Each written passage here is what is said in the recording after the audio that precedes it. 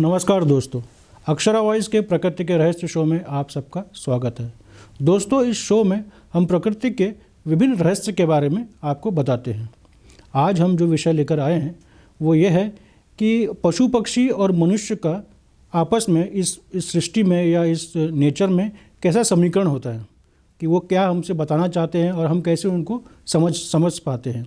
तो उसी के लिए उनको और बेहतर तरीके से समझाने के लिए हमारे साथ हैं हमारे life coach Shri Saurabh Mishra ji. Sir नमस्कार। नमस्कार। सर, मेरा पहला प्रश्न आपसे ये है कि जैसे ईश्वर ने इंसान को दिमाग दिया है सोचने के लिए, कि हम विभिन्न पशु पक्षी को समझ सकते हैं कि ये गाय है, ये कौवा पक्षी है या ये कबूतर है, तो क्या ईश्वर ने पशु पक्षियों को भी ये सोच या सेंस दिया है कि वो इंसानों को समझ सकें? इसके बारे में थोड़ा बताएं सर। आपने बहुत अच्छा प्रश्न किया। इस धरती के ऊपर मनुष्य के अलावा बहुत सारे लोग रहते हैं, जिनमें जीव जंतु, पशु पक्षी, तरह तरह के कीड़े मकोड़े, पानी के अंदर रहने वाले विभिन्न प्रकार के जीव जंतु। दो तरह के जीव हैं। एक जीव ऐसे हैं जो सामाजिक हैं, जो समाज में मनुष्य के साथ ही रहते हैं, वो जंगल में नहीं रहते। उनमें बहुत सारी पक्षी हैं, गौरैया है, कबूतर है, कौवे हैं, ये सब मनुष्यों के साथ रहते हैं। पशु हैं जिनमें गाय है, कुत्ता है, कुछ तरह के और जानवर जैसे खरगोश, बिल्ली। तो समाज में मनुष्यों के साथ रहने वाले जीव जंतु वही हैं जिनको हमने अनादिकाल से सामाजिक जीव बना लिया। क्योंकि समाज को उनके प्रति कुछ उपयोग महसूस हुआ। जीव जंतुओं में जो जीवात्मा है वो एकदम समतुल्य होती है मनुष्य के। अच्छा। जीवात्मा में कोई अंतर नहीं। जैसे समाज में इस चीज़ को कहने का एक बड़ा आवश्यक विषय इसलिए है क्योंकि यहाँ पे हर चीज़ की तुलना की जाती है। उदाहरण के रूप में गौरैया को ले लें। अब सामंजस्य क्या है? गौरैया का जो मस्तिष्क है और मनुष्य का मस्तिष्क है एकदम समतुल्य है। अच्छा। लेकिन उसमें कुछ गुण नहीं दिए। जैसे ईश्वर ने मनुष्य के अलावा किसी भी जीव जंतु को उस तरीके का गुण नहीं दिया कि वो स्थायी रूप से भविष्य को सोच सके। ये कोई भी जीव जंतु, पशु पक्षी भविष्य के बारे में सोचते नहीं हैं। इनका हर क्षण वर्तमान का होता है और वर्तमान के आगे इनकी चिंता नहीं होती। गौरैया किसी भी औरा को, या हम कहते हैं बाह्य शरीर या सूक्ष्म शरीर या आभा मंडल, जितने भी नाम दिए गए हैं, समाज में अनेक नाम हैं इसकी बेस्ट रीडर है। अच्छा। बेस्ट रीडर का मतलब वो मनुष्य के बाह्य शरीर से, सूक्ष्म शरीर से ये इवेल्युएट कर लेती है कि ये क्या कर सकता है, इसको क्या परेशानी है, ये कैसे ठीक हो सकता है। उनको पता चल जाता है, सब पूरा उसको एकदम क्लियर समझ आता है। अच्छा। क्योंकि उसके अंदर वो रीडिंग कैपेसिटी है। अच्छा। अब वो रीडिंग कैपेसिटी का जो लक्षण होता है वो व्यक्त भी करती है। अच्छा।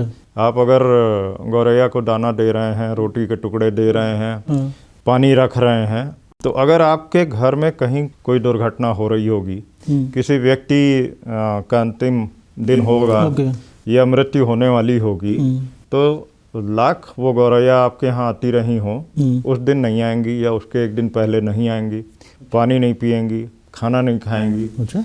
सामान्यतः क्या होता है, गौरैया ने आपको 15 मीटर दूर भी देख लिया तो उड़ जाएगी। अच्छा। लेकिन धीरे धीरे जब आप सकारात्मक भाव रखेंगे, आप उसके बारे में सकारात्मक सोच रखेंगे, आप उससे प्रेम करने की शुरुआत करेंगे, तो धीरे धीरे वो दूरी कम होती जाती है।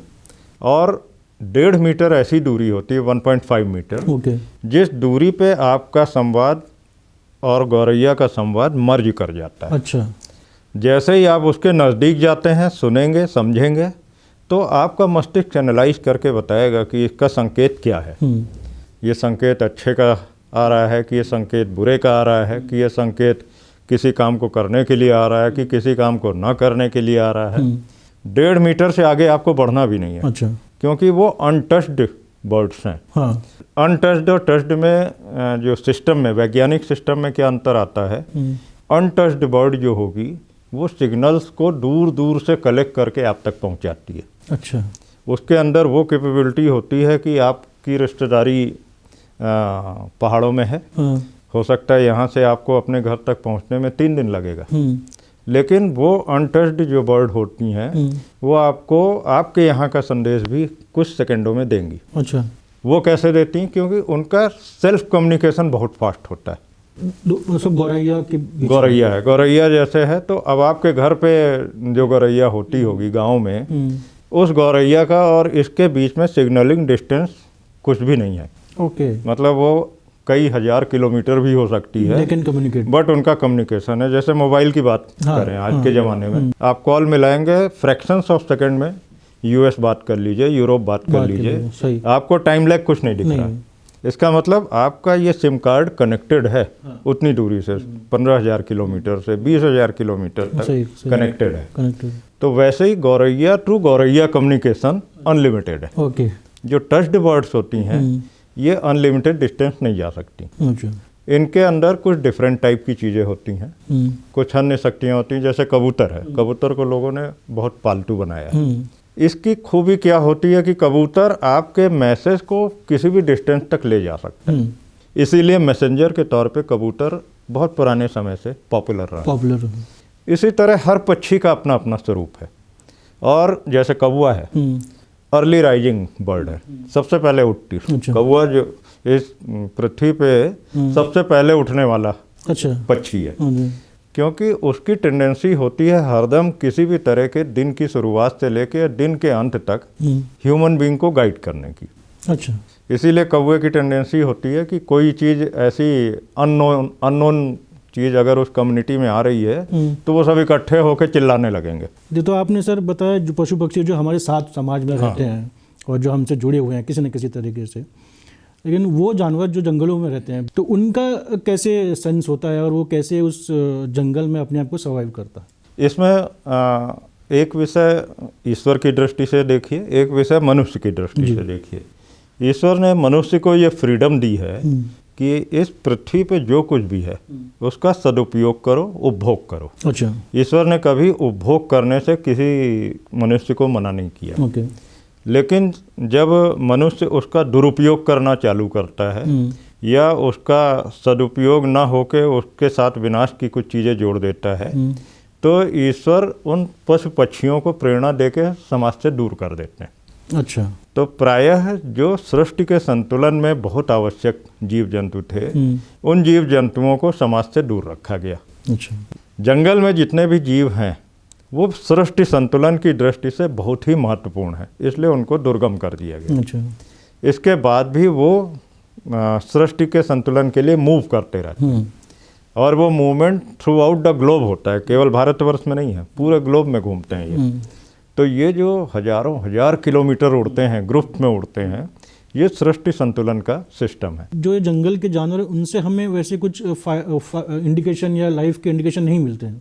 नहीं, पूरे मिलते हैं, पूरे इंडिकेशन मिलते हैं, बल्कि वो लाइफ में प्रकृति के लिए उतना इम्पोर्टेंट काम करते हैं जितना हजारों मनुष्य मिलकर नहीं करते। अच्छा, तो बहुत सारी चीज़ आजकल हम देखते हैं, पेपर में पढ़ते हैं, न्यूज़ में भी देखते हैं कि इन पे बहुत सारी जातियाँ होती हैं। मतलब ऐसा है कि मनुष्य जो अपनी एक बहादुरी दिखाने के लिए गन लेकर जाता है जंगल में और वहाँ के जितने भी पशु पक्षी शेर जो उनको मिलता है मार देते। ये क्यों आ रहा है लोगों को? मतलब ये इससे क्या हम किस दिशा में जा रहे हैं एक्चुअली? अब ये क्रुएलिटी तो है ही, क्योंकि जिसको आप दे नहीं सकते उसको आपको लेने का अधिकार नहीं। अगर आप किसी व्यक्ति को जीवन देने में सक्षम नहीं तो उसका जीवन लेने का आपको अधिकार नहीं। तो यहाँ से शुरुआत हो जाती है मनुष्य और प्रकृति के बीच में लड़ाई की। और उस लड़ाई का संतुलन बनाने के लिए प्रकृति कुछ निश्चित समय पे निर्णय करती है। अच्छा, प्रकृति डे टू डे में कभी दखल नहीं देती और वो निश्चित समय लगभग 200 वर्ष होता है। अच्छा, अब आज जो हम काम कर रहे हैं इसका हमें दंड या पुरस्कार वो भी 200 वर्ष बाद मिलेगा। अच्छा, अभी क्या होता है कि संतुलन बनाती है प्रकृति, संतुलन पे काम कर रही है। प्रकृति का जितना भी सिस्टम है वो सब संतुलन पे है, चलायमान सृष्टि है। तो संतुलन क्या है कि कुछ लोग क्रुएलिटी वाले हैं तो कुछ एनिमल लवर्स भी हैं। तो लवर्स और क्रुएलिटी के बीच में संतुलन चलता रहता है। कभी देखने में ऐसा लगता है समाज में कि क्रुएलिटी वाले भारी पड़ रहे हैं, तो कुछ समय के बाद लगेगा कि लवर भारी पड़ रहे हैं। तो सृष्टि ऐसे ही चलती रहेगी, लेकिन मनुष्य अपना भरपूर नुकसान कर रहा है। जो सिग्नल्स हैं जिनसे चीज़ें मिलती हैं, जिनसे धन वैभव संपत्ति भी आती है, आप उन्हीं को मार देते हैं जी। आप उन्हीं का संहार कर देते हैं और फिर उसके बाद धन वैभव की तरफ भागते हैं, कुछ मिलता नहीं है, जो कुछ मिलता भी है उससे आपका पूरा नहीं पड़ता है। तो ये एक अभिशाप भी है और ये एक अपराध भी है कि हम जीव जंतुओं को मारते हैं, जीव जंतुओं के साथ दुर्व्यवहार करते हैं। जैसे बाकी धर्मों का तो नहीं पता, लेकिन हिंदू धर्म में एक बहुत सारा कन्फ्यूजन कह सकते हैं आप, या कॉन्फ्लिक्ट है कि वेज और नॉनवेज खाना। कोई कहता है कि नहीं ये आप गुनाह कर रहे हो, ये क्राइम कर रहे हो, कोई वो कहता है कि नहीं तो ईश्वर ने ही जब बनाया है। तो ये बहुत सारी चीज़ें फिर उसको धर्म से भी जोड़ा गया है कि बलि होती है, ये होते होते। इसके बारे में ज़्यादा रोशनी डाल के बताएं, हमको स्पष्ट करें। ये एक बड़ी विडंबना समाज में चल रही है कि क्या पाप है और क्या पुण्य है जी। और ये निर्णय व्यक्ति ही कर देता है कि कोई कहता है ये पुण्य है, कोई कहता है ये पाप है। प्रकृति ने कभी पाप पुण्य की परिभाषा बताई ही नहीं। अच्छा। प्रकृति में न कोई चीज़ पाप है न कोई पुण्य है। अच्छा। प्रकृति की दृष्टि में, ईश्वर की दृष्टि में, जिस दिन आपका आत्मभाव बोले कि ये चीज़ गलत है तो आप उसे पाप में डाल लीजिए। अच्छा। ये सही है, उसे पुण्य में डाल लीजिए। अच्छा। ईश्वर ने मनुष्य को स्वेच्छा से इतना भाव दिया अच्छा। कि आप पाप पुण्य का निर्धारण खुद करेंगे। ओके। तो जीवन में इस विषय पे कभी कन्फ्यूजन नहीं होना चाहिए कि वेज खाना है कि नॉन वेज खाना है। इसका निर्णय आपको अपने विवेक से करना होगा। ओके। पाप और पुण्य क्यों नहीं कहा प्रकृति ने, ये भी आपको स्पष्ट कर दें। क्योंकि हमने बताया प्रकृति चलायमान है, ये पूरी धरती जिस पे हम लोग रह रहे हैं चलायमान है और ये पूरी धरती जो कुछ भी है इसमें हर चीज़ गतिमान है। ओके।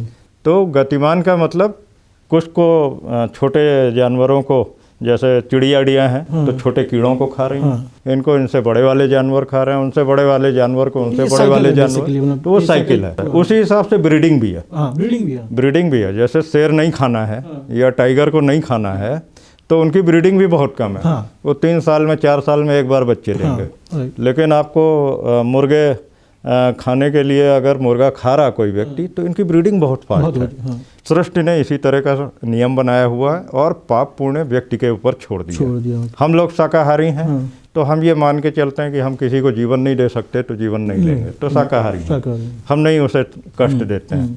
लेकिन जिसके प्रकृति या जिसकी नियति इस तरीके की बनाई गई होगी कि उसको वो खाना है तो वो उसे खाएगा।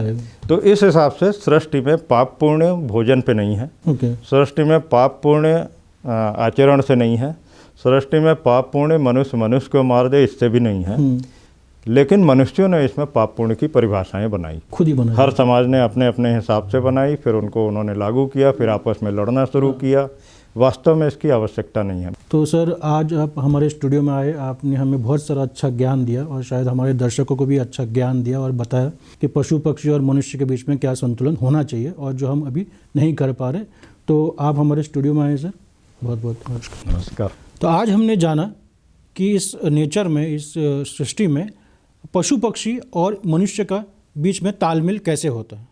हम वादा करते हैं आपसे कि हम ऐसे ही रहस्य को और उजागर करके आपके पास ले आएंगे।